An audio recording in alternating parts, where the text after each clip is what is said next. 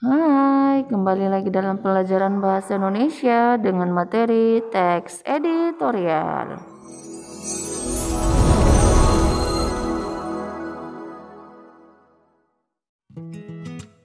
Adapun kompetensi dasar kita pada materi ini yaitu merancang teks editorial dengan memperhatikan struktur dan kebahasaan baik secara lisan maupun tulis. Dengan tujuan pembelajaran, mampu merancang teks editorial dengan memperhatikan struktur dan kebahasaan baik secara lisan maupun tulis.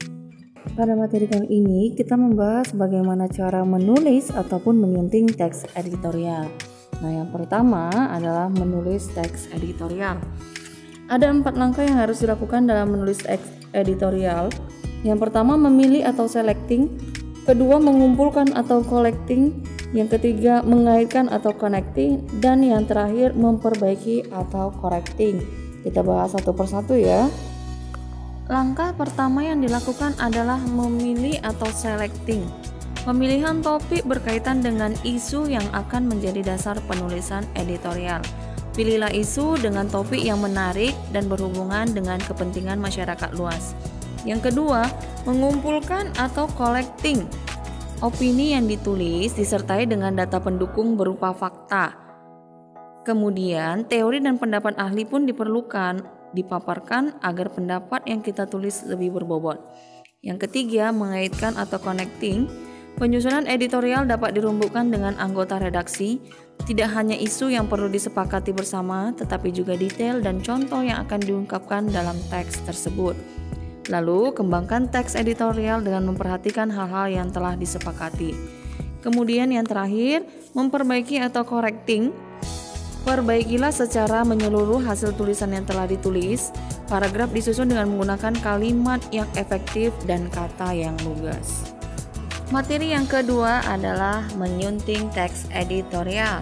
Tahapan penyuntingan teks editorial ada 4. Yang pertama itu isi, kedua struktur, ketiga kaidah, dan yang keempat ejaan. Mari kita bahas satu per satu. Yang pertama, aspek isi. Kamu perlu mencermati rumusan fakta dan pendapatnya. Apakah sudah sesuai dengan topik? Apakah semuanya penting? Ada yang perlu ditambah, dikurangi, atau dibuang? Kemudian, apakah kebenaran fakta dan pendapatnya dapat dipertanggungjawabkan? Yang kedua, struktur.